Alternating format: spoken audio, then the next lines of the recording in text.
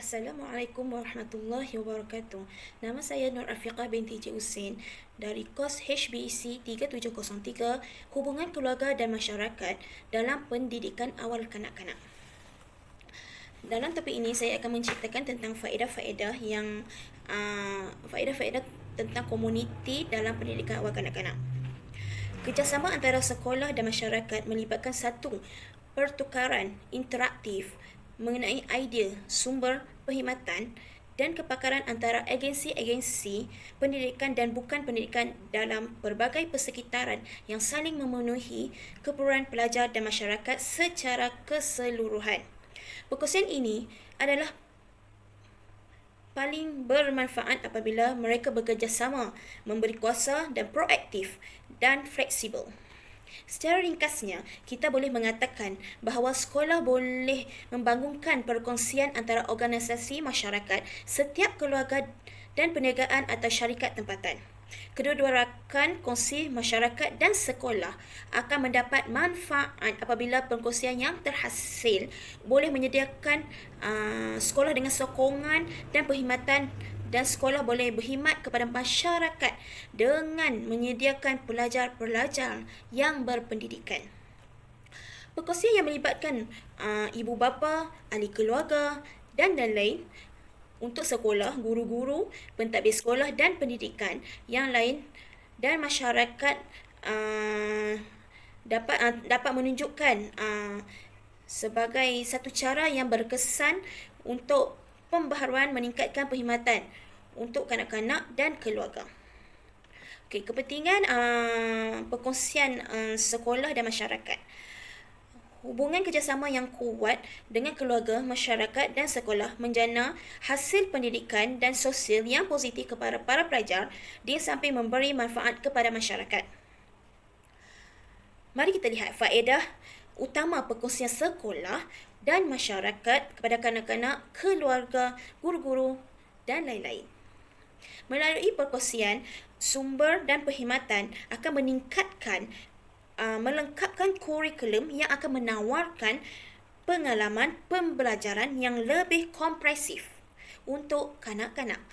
Perkongsian ini boleh mencipta hubungan dan tautan berterusan dengan menerima rakan-rakan komuniti, berkongsi kepakaran, sumber untuk mereka kepada pelajar-pelajar di dalam sekolah dan di luar sekolah secara tak langsung meningkatkan pembelajaran dengan cara berkaitan, bermakna dan sahih. Jenis-jenis pelibatan ibu bapa. Terdapat jenis-jenis pelibatan ibu bapa setiap satu memain peranan yang berbeza untuk perkembangan pendidikan kanak-kanak. Ibu bapa harus cuba terlibat dalam pendidikan anak-anak mereka. Seperti saya buat dalam kertas kerja saya, aktiviti Sukaneka Prasekolah dan Hari Keluarga Prasekolah. Dari situ, saya dapat melihat untuk pelibatan ibu bapa komuniti di luar sana apabila dapat mengeratkan antara hubungan keluarga waris, ibu bapa dengan guru-guru, antara ibu bapa dengan ibu bapa, dapat mengeratkan hubungan silaturahim tu kuat. Murid-murid pun dapat keyakinan yang tinggi, lebih berani apabila ibu bapa dan guru terlibat bersama. Anak-anak rasa seronok. Anak-anak rasa seronok bila mana bekerjasama itu. Untuk hari keluarga, saya buat hari keluarga, permainan dan contoh permainan tu bermain bersama. Guru dengan waris bermain bersama dalam permainan aktiviti yang saya buat dalam kertas kerja saya. Untuk komuniti di luar sana, dalam masa yang sama, hari keluarga serta Sukaneka itu saya melibatkan orang luar, iaitu saya panggil contoh anggota bomba untuk membuat contoh demo kebakaran. Saya panggil klinik-klinik kesihatan untuk menterangkan kaedah menjaga diri, menjaga keselamatan, kesihatan anak-anak. Dalam mana antara pihak-pihak luar pun dapat bergabung, antara ibu bapa, guru serta semua rakan-rakan tersebut. Okey. Saya buat kertas kerja itu antara pukul 8, 8 pendaftaran hingga pukul 12 tengah hari. Macam-macam aktiviti yang melibatkan waris, melibatkan ibu bapa, komuniti. Dengan adanya hari keluarga, hari sukaneka, kerjasama yang tinggi dapat kita penuhi permintaan komuniti dengan pihak sekolah pun dapat membantu, dapat mempromosikan aktiviti sekolah tersebut. Sekolah tersebut, pihak luar dapat melihat aktiviti kita.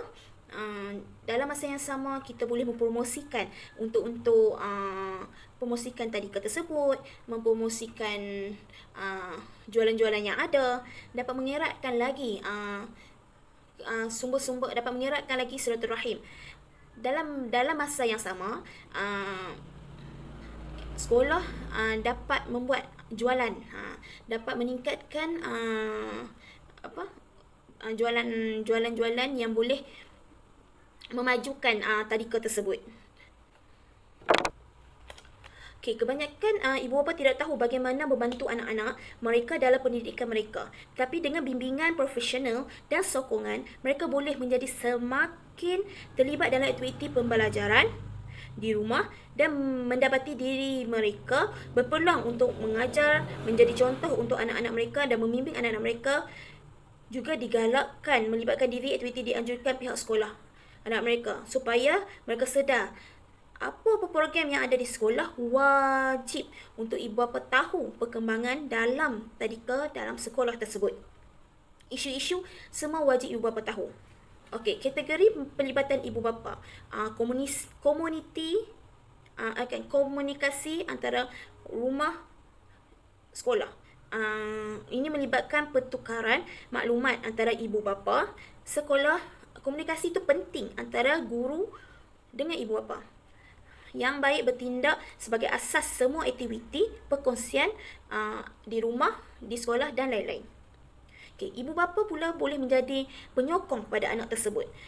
Contoh anak-anak itu masuk dalam wakil sekolah ke, ibu bapa lah main peranan penting untuk di rumah pula untuk mengajar anak-anak tersebut berasa keyakinan yang tinggi. Yang ada keyakinan yang tinggi. Ibu bapa sebagai pelajar. Ini bermakna bahawa ibu bapa mempunyai peluang untuk meningkatkan pengetahuan mereka tentang kurikulum sekolah, dasar sekolah, lain-lain aspek kehidupan sekolah dan kemahiran ibu bapa. Ibu bapa sebagai guru. Ini mencerminkan hakikat penting bahawa ibu bapa ialah guru yang pertama dalam pendidikan awal kanak-kanak. Ibu bapa itulah yang akan mencorakkan anak tersebut untuk menjadi manusia. Kita corakkan dari dia dari kecil. Ibu bapa sebagai penasihat, membuat keputusan dan penganjur. Ini manakala ibu bapa berkongsi dengan guru-guru dalam nasihat anak-anak, ibu bapa boleh berkongsi dengan guru-guru. InsyaAllah guru-guru akan dapat membantu menyelesaikan masalah yang ibu-ibu hadapi. Keputusan tersebut dibuat daripada antara guru dan ibu bapa. Dapat memberi kesan kepada anak-anak.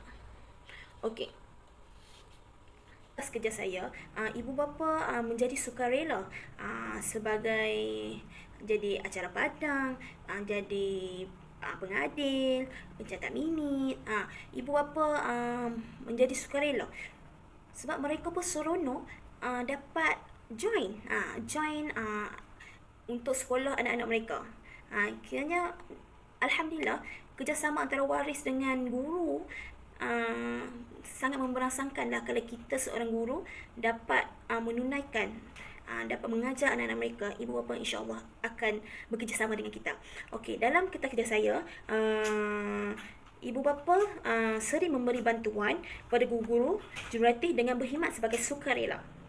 Ibu bapa boleh menjadikan pembantu guru, penolong jurulatih, penyelaras, pengurusi atau sukarela harian di dalam sekolah atau di luar sekolah. Kerja sukarela di sekolah atau acara selepas sekolah membolehkan ibu bapa untuk bertindak sebagai contoh yang baik anak-anak mereka, memberi sokongan, menghabiskan masa dengan anak-anak mereka. Contoh sukarela di bilik darjah. Dalam melibatkan ibu bapa ni, kita boleh membuat gotong royong, untuk ibu bapa tu membuat flashcard, ibu bapa tu boleh kita gotong royong bersama melekatkan aktiviti, contoh kita mohon ibu bapa memberi peralatan-peralatan yang tak digunakan, buku-buku cerita. So dalam masa sama tu murid-murid pun seronok sebab mereka dapat menyumbang peralatan-peralatan. So peralatan-peralatan yang dapat dikongsi dengan cikgu-cikgu, dengan guru-guru, dengan kawan-kawan. Murid-murid sangat seronok. Okey. Ramai guru berminat untuk menjadi ibu bapa menjadi sukarela, menjadi mentor bukan sahaja pada anak sendiri tapi untuk orang lain. Okey. Berapa aktiviti yang sesuai untuk ibu bapa dalam sukarela menjadi pihak sekolah, menjadi aktiviti di sekolah kita. Okey, contoh ibu bapa tu kita buat aktiviti dalam seminggu, kita untuk rotate untuk giliran antara ibu-ibu yang boleh join aktiviti dalam sekolah tersebut. Contoh ibu bapa tu bercerita dengan anak, ajak anak-anak bermain di luar, membuat kumpulan yang kecil, membuat puzzle dengan anak-anak. Kiranya ibu bapa pun dapat pengetahuan yang luas untuk lebih mendalam untuk menjiwai jiwa kanak-kanak tersebut. Kesimpulannya, komitmen yang baik, sokongan dan kerjasama yang tinggi daripada ibu bapa sememangnya merupakan asas kepada kecemerlangan akademik dan perkembangan holistik anak-anak. Malah dapat membantu pihak tadika dapat mengatur program-program yang sesuai untuk mereka. Tanpa pelibatan sepenuhnya daripada ibu bapa, sukar untuk pihak tadika menjalankan sesuatu aktiviti. Dalam apa keadaan sekalipun, ibu bapa dan guru memang saling memerlukan. Guru umpama operator yang berusaha untuk menghasilkan sesuatu yang produk yang bermutu tinggi. Ibu bapa pula umpama menyumbang bahan mentah yang sentiasa mengikut proses-proses penghasilan produk untuk membantu mengawal kualiti bahan mentah yang dibekalkan tersebut. Setuju atau tak, terpulang pada diri sendiri. Yang penting percayalah, dari kecil hingga dewasa, manusia sememangnya saling memerlukan antara satu sama lain untuk melengkapi kitaran proses kehidupan. Tanpa komitmen, sekurang-kurangnya antara kedua pihak peranan perlu terlibat dan akan sentiasa kelihatan tidak terjejas.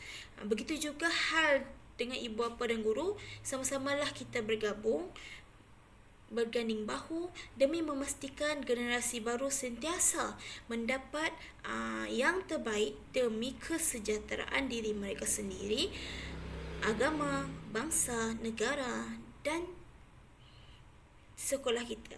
InsyaAllah sama-sama kita bantu anak-anak untuk mencapai kejayaan yang lebih cemerlang, untuk meningkatkan mutu pembelajaran. Sama-sama kita untuk membantu anak-anak tersebut. Sekian, terima kasih.